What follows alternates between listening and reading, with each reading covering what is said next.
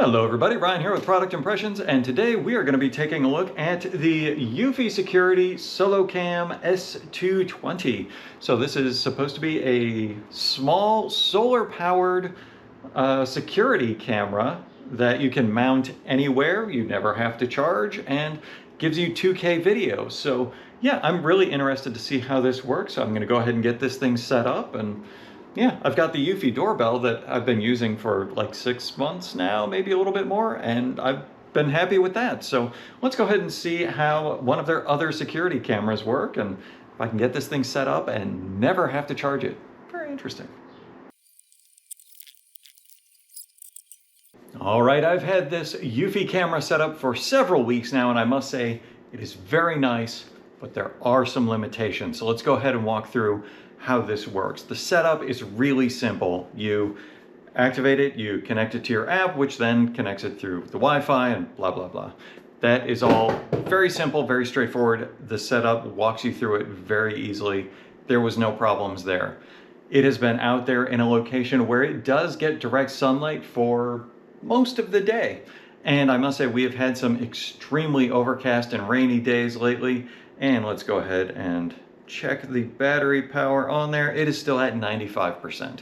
So even when it is rainy, overcast, it still is going to charge reliably, particularly well enough to keep it going. I mean, 95%, even though it hasn't hardly had direct sunlight for the last couple of days.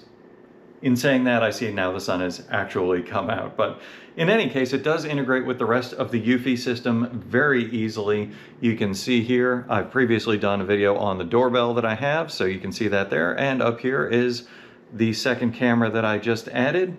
If we press play on there, this usually takes a couple of seconds. But hey, you can see it is showing a live view from that camera right now. And I basically put this in to keep an eye on my car, which is convenient because my car is basically the only thing that you can see on here. And it is perfectly framed by the trees so that it is still visible through the camera without really capturing much of anything else. I really just wanted to know if anybody messes with my car, I can capture it there. So this is all very nice. I will say it can give you a lot of notifications depending on where you set it up. You could see there was, there's a lot of trees in the image there. I had to kind of block it off and tell it to ignore that. Otherwise, I was just constantly getting notifications every time the wind blew. You can make a lot of adjustments here. We can go into settings for the camera, and that is all on the motion detection. You can have that on or off. An activity zone. This has you define where you actually want to look for activity, and you can see kind of an odd little blue shape over my car there. Let's see if I can, yep, there we go. Now you can see the dots surrounding it to kind of highlight that. That's one of kind of the limitations. It's really great that you can set that up. Control over what area you are blocking, which of these little dots you are moving, is horrible. You can do it. It took me quite a while to get it narrowed down to basically looking at my car and not alerting me every time someone walked a dog or drove through the parking lot. But I managed to get there. It took a little while. You can do it. It doesn't always get the dot that you're touching. Sometimes the one next to it starts moving. So I got it close enough and I'm just leaving it there, and it's been fine ever since.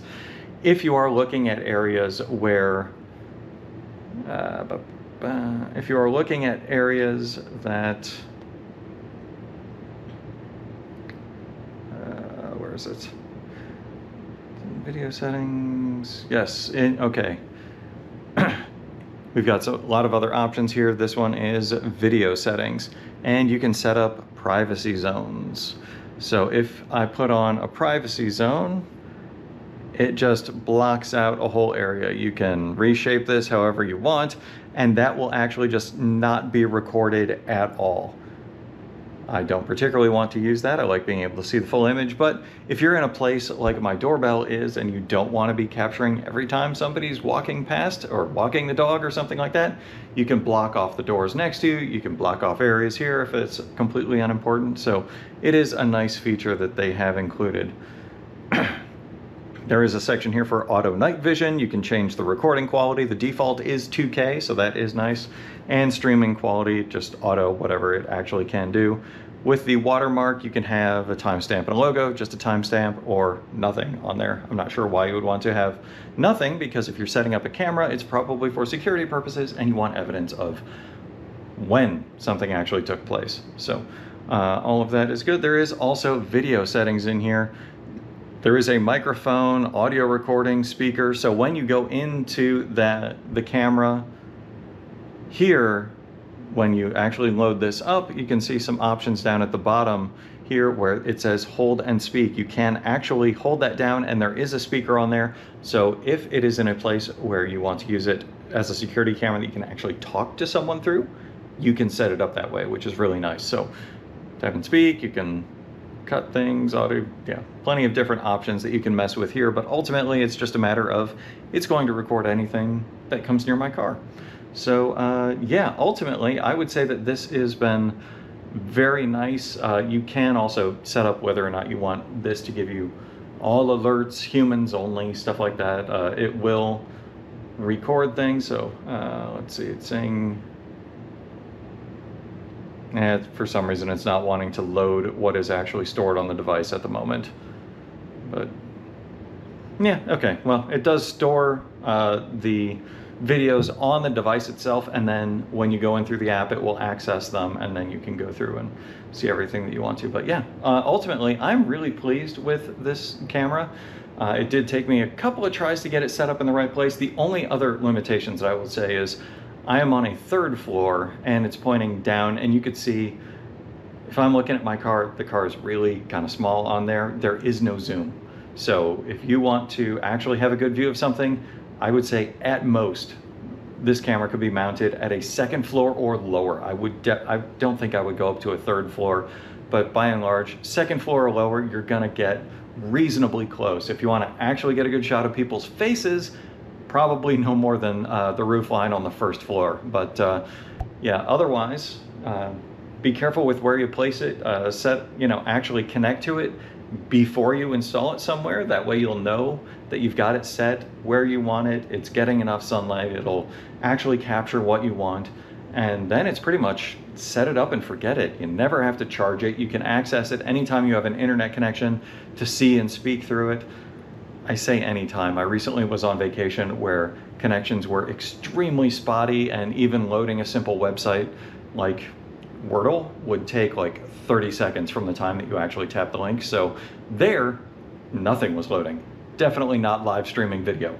But otherwise, it works perfectly every time that I've had any kind of reliable cell connection, Wi-Fi connection. It just works. And that is one thing that cannot always be said in our wonderful era of technology. So hopefully this has been of some help to you. If you have any questions, feel free to leave them in the comment section down below. I'll do my best to answer whatever I can. Otherwise, like, share, subscribe. I will see you next time.